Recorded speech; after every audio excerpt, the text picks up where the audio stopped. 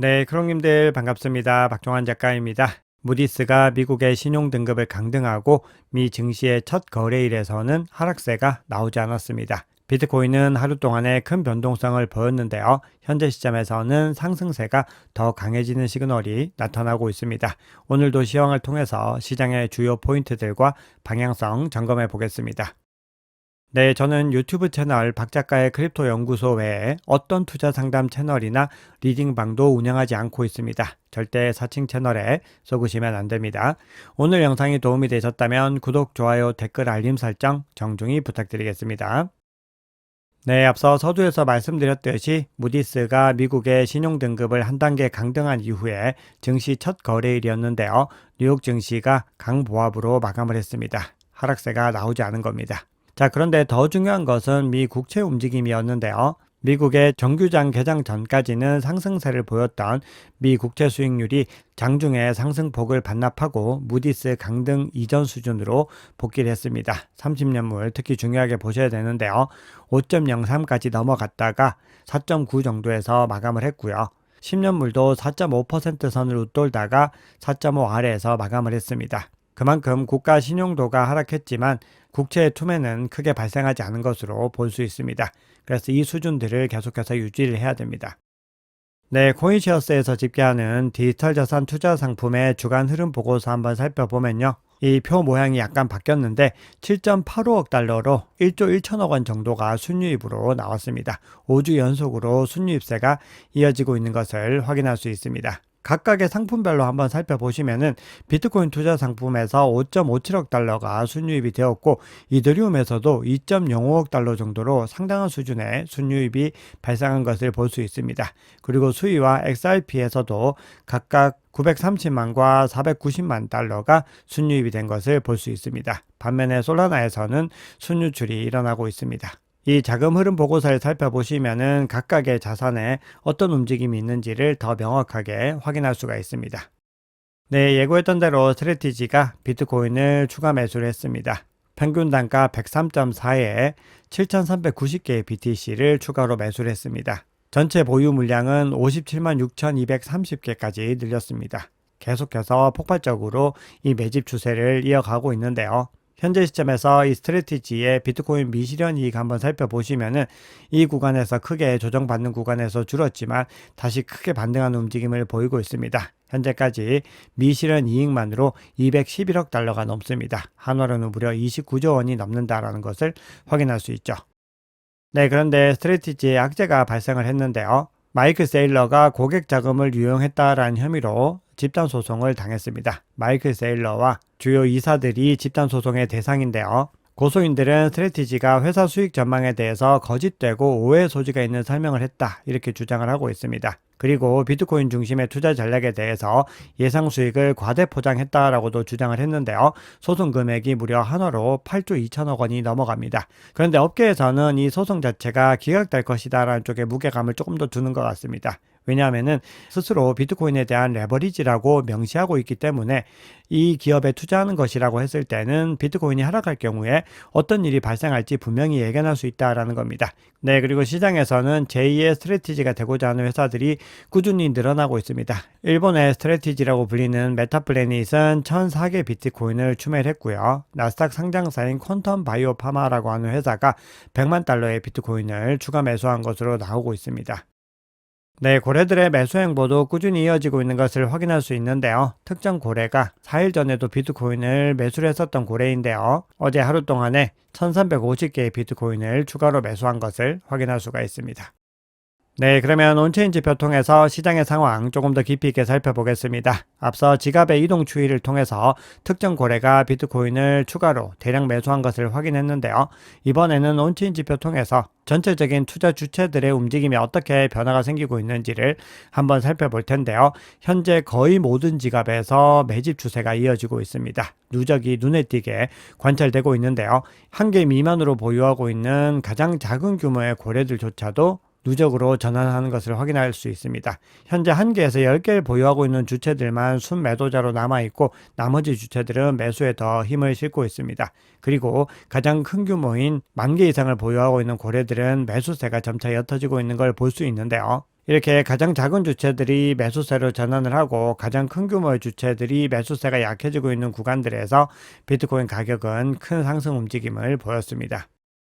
네, 이번에는 코인베이스와 바이낸스 거래소에서 비트코인 현물 순 거래량의 델타 값을 한번 살펴볼 텐데요. 최근에 시장이 조정된 이후에 이 코인베이스보다는 바이낸스에서 현물 순거래량 변동성이 긍정적으로 전환하고 있는 것을 볼 수 있습니다. 둘 다 긍정으로 전환했지만 바이낸스가 더 월등하게 큰 수준을 보이고 있습니다. 이 얘기는 바이낸스 거래소에서 현물 매수 활동이 증가하고 있다라는 시그널로 볼 수 있습니다. 자, 그리고 더 중요한 건요. 비트코인이 100K 이상에서 거래가 되고 있지만 매도 압력은 크게 감소했다라는 겁니다. 그리고 역사적으로 봤을 때 이렇게 바이낸스 거래소에서 현물 거래량이 크게 급증하는 구간에서 상승세가 더 힘을 얻었고요. 지역 고점과도 일치하는 것을 볼 수 있습니다. 네, 이번에는 거시적인 사이클에서 과열 여부를 확인할 수 있는 지표를 한번 살펴볼 텐데요. 이 모델은 MVLV G스코어와 조정된 SOPR, 그리고 ETF 플로우 모멘텀과 장기 보유자와 단기 보유자 추이를 모두 합산한 지표입니다. 현재 0.4 정도에 머물고 있는데요. 작년에 두 번 고점을 찍었던 구간 한번 살펴보시면은 과열 구간으로 접어든 것을 볼 수 있습니다. 그런데 현재는 중립 구간에 가깝게 있기 때문에 아직까지 가야 될 길이 멀다라는 걸 볼 수 있습니다. 자, 그리고 이 지표상으로 봤을 때 이번에 조정을 받았던 구간 한번 살펴보시면은 축적 구간까지 내려온 것을 볼 수 있습니다. 그리고 작년에 저점을 찍었던 구간들에서는 그 구간을 터치하지 않은 것을 볼 수 있습니다. 그만큼 이번에 조정장이 상당히 크게 나왔다라는 것을 확인할 수가 있습니다. 네, 이번에는 감정 심리 지표를 한번 살펴볼 텐데요. 강세장 시그널이 나타나고 있습니다. 이렇게 강세 시그널이 포착이 되고 난 이후에는 비트코인 가격이 크게 상승 국면을 이어간 것을 확인할 수 있습니다. 네, 그리고 어제 하루 사이에 바이낸스 거래소에서 2025년 들어서 최대 규모의 공매도 청산이 있었습니다. 어제 비트코인이 103.2K까지 하락을 하면서 더 깊은 조정에 대한 우려들이 촉발이 됐습니다. 역시나 무디스의 신용등급 강등이 악영향을 미치는 것인가, 이런 불안감들이 늘어났는데 단 11시간 만에 비트코인이 105.5K로 급등을 하면서 올해 최대의 공매도 청산이 발생을 한 겁니다. 네, 이렇게 대규모 공매도 청산은 단기적으로 추가적인 가격 상승에 대한 저항이 제거되었다라는 것을 의미를 합니다. 그리고 시장에서는 현재 시점에서 공매도를 함부로 쳤을 때 어떤 피해들이 발생할 수 있는지를 인지하게 됐기 때문에 가격 상승세에 더 힘을 실을 수가 있습니다. 네, 그럼에도 비트코인 가격은 아직까지는 박스권에 머물고 있습니다. 현재 비트코인 가격은 여전히 이 구간에 위치를 하고 있는데요. 어제 비트코인 가격은 107K까지 갔었지만 현재 시점에서는 여전히 이 구간에 위치를 하고 있습니다. 이 구간을 상방 돌파해야지 더 큰 상승 랠리를 이어갈 수 있는데요. 고무적인 부분들은 이 구간에서 오래 머물렀기 때문에 이 구간의 매물대가 든든하게 쌓이게 되면은 향후에 조정을 받더라도 이 구간을 지지를 받고 올라갈 가능성이 높아집니다. 즉 거시적인 관점에서도 중요한 지지 구간으로서 형성이 될 수 있다는 겁니다. 네, 현재 구간에서 또 하락 조정을 받게 됐을 때는 101.5에서 102.5K가 첫 번째로 중요한 지지 구간입니다. 이 영역을 잘 지켜내야 되고 만약에 100K 하방 돌파를 당하더라도 97에서 98.5K 사이를 지켜내는 것이 중요합니다. 그만큼 매물대가 두텁게 형성된 구간이다라는 의미입니다. 네, 글래스노드에서 제공하는 CBD 지표 한번 살펴봤을 때 이 구간에 강력하게 저항 구간이 형성된 것을 확인할 수 있습니다. 106.6K 구간인데요. 이 구간을 상방 돌파하게 됐을 때 더 크게 상승 랠리를 이어갈 수 있습니다. 해당 가격대는 지난해 12월 16일에 3.1만 BTC 규모의 매물대가 위치한 구간입니다. 네, 알트코인 관련해서도 이더리움 흐름 간단하게 살펴보겠습니다. 비트코인과 이더리움의 거래소 유출량 추이를 한번 살펴봤을 때 둘 다 가파르게 유출이 일어나고 있는데요. 특히 이더리움이 역사상 처음으로 거래소 공급량의 4.9% 미만을 기록을 했습니다. 비트코인의 경우는 7.1% 수준을 유지하고 있기 때문에 이더리움에서 더 고무적인 움직임을 관측할 수 있습니다. 지난 5년 동안에 거래소에서 비트코인은 170만 개 감소를 했고 이더리움은 1530만 개 감소를 했습니다. 알트코인 이슈 관련해서 한 가지만 더 공유를 드리면요. 포춘이 복수의 소식통을 인용해서 달러 기반 스테이블 코인 발행사이죠. 서클이 코인베이스나 리플 측의 기업 매각을 위한 비공식 협상에 착수했다. 이렇게 소식을 전했습니다. 리플이 서클사를 인수하겠다라고 하는 소식들이 전해졌었는데 실제로 리플이 인수를 하게 됐을 때는 XRP 가격에도 큰 호재로 작용할 수 있습니다. 네, 그러면 시장의 중요한 이슈들을 한번 살펴보겠습니다. 폴 애킨스 SEC 위원장이 연설에 나서서 기존 암호화폐 규제와 관행을 조정할 것이다, 이렇게 재차 강조를 했습니다. 그러면서 과거 SEC는 암호화폐 규제에 대해서 너무 부정적인 태도를 취했다라는 부분들을 강조를 했습니다.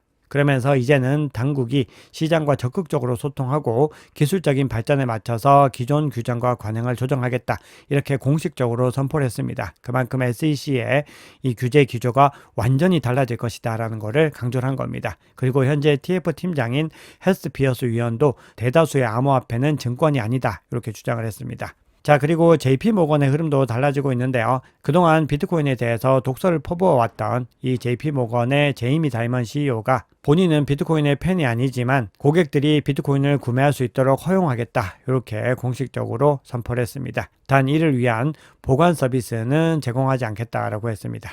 네, 미국 공화당의 빌 해거티 상원 의원이 CNBC 인터뷰에서 스테이블 코인 발행자들이 세계 최대 미국 국채 보유자가 될 것이다, 이렇게 전망을 했습니다. 그리고 이 해거티 의원은 스테이블 코인 규제법인 지니어스 법안이 빠르면 다음 주에 상원을 통과할 수 있다, 이렇게 밝혔습니다. 네, 비트코인이 미국의 신용등급 강등에도 내러티브가 유효하게 유지되고 있다, 이런 분석이 나왔습니다. 네, 그리고 5월에 들어서 비트코인 해시레이트가 상승한 가운데 채굴 수익성이 개선되었다라고 코인데스크가 전하고 있습니다.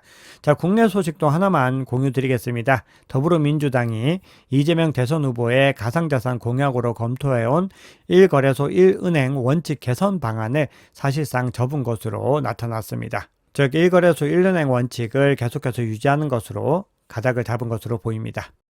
네, 그러면 CBD 지표 한번 살펴보겠습니다. 네, 현재 106K의 매도벽이 옅어진 가운데 촬영 시점 기준으로 지금 현재 시점에서는 일시적으로 106K를 돌파를 하고 있습니다. 그리고 그 상단에는 매도벽이 상대적으로 옅게 형성이 되어 있는 것을 볼 수 있습니다. 고래들 움직임 한번 보시면은 가장 큰 규모의 갈색과 다음인 보라색, 그리고 녹색이 계속해서 매수세에 힘을 싣고 있고요. 빨간색과 주황색 같은 경우는 물량을 던지고 있는데 전체적인 주문량에서는 매수와 매도세가 균형을 이루고 있습니다. 네, 비트코인 차트 한번 보겠습니다. 네, 비트코인 가격이 106K를 일시적으로 돌파를 했다가 다시 그 하단으로 하회를 하고 있습니다. 그만큼 매수세가 힘을 내고 있지만 매도세도 그 못지않게 힘을 내면서 가격을 저지하고 있는 것을 볼 수 있습니다. 네, 어제 하루 동안에 비트코인이 큰 가격 변동성을 보였지만 그럼에도 중요한 지지 구간 상단을 지켜내는 것을 볼 수 있습니다. 그리고 이 지지 구간을 계속해서 끌어올리는 움직임들을 보이고 있기 때문에 추세가 살아있는 것을 볼 수 있고요. 52평선이 20과 122평선을 지금 상방 돌파하기 직전입니다. 즉 골든 크로스가 포착되기 직전에 와 있다라는 걸 볼 수 있습니다. 비트코인 가격이 더 크게 반등세를 이어가기 위해서는 앞서 말씀드렸던 106.6K 상단을 돌파하고 이 구간을 지지 구간으로 바꾸는 것이 중요합니다. 이 이후에는 이제 109K 상단의 전고점을 테스트하기 위해서 랠리를 이어갈 가능성이 높다라고 생각을 합니다. 조정을 받더라도 104K 상단을 지켜낼 수 있다면은 상승 추세를 이어가고 있는 것으로 볼 수 있습니다. RSI는 현재 이평선을 일시적으로 하회를 했지만 과매수 구간에 머물고 있습니다. 네, 매물대 한번 보시면은 현재 가격대 하단 구간으로 매물대가 두텁게 형성되어 있습니다. 102.3에서 105.4K입니다. 네, 청산 히트맵 한번 살펴보시면은 106.5K에 숏 포지션이 밀집되어 있는 것을 볼 수 있습니다. 매도세가 106K 상단을 넘어서지 못하게 계속해서 방어하는 이유는 이 구간까지 청산을 하게 되면은 더 가파르게 비트코인 가격이 상승할 수 있기 때문입니다. 현재 롱 포지션은 가격보다는 조금 더 하단에 밀집되어 있습니다. 101.5K에 밀집되어 있기 때문에 과연 숏 포지션을 청산하고 상승 움직임을 보일지 이런 부분들 함께 지켜보시면 좋을 것 같습니다. 네, 어제 비트코인이 일시적으로 약세 국면을 보였지만 빠르게 회복세를 보였고 온체인 지표상으로 강세 시그널이 점차적으로 강해지고 있습니다. 하지만 핵심적으로 투기 자본이 돌아오는지를 판단하는 지표는 아직까지 강세장으로 들어서지 못했습니다. 현재 시점에서 투기 자본까지 유입이 되면은 더 본격적인 상승 랠리가 이어질 수 있다고 생각을 합니다. 그래서 현재 시점에서 가장 중요한 투자 관점은 계속해서 보유를 하면서 물량을 지켜내는 것이 중요하다고 생각을 합니다. 네, 오늘 준비한 얘기는 여기까지입니다. 여러분 오늘 영상이 도움이 되셨다면 구독, 좋아요, 댓글, 알림 설정 정중히 부탁드리겠습니다. 지금까지 박 작가였습니다.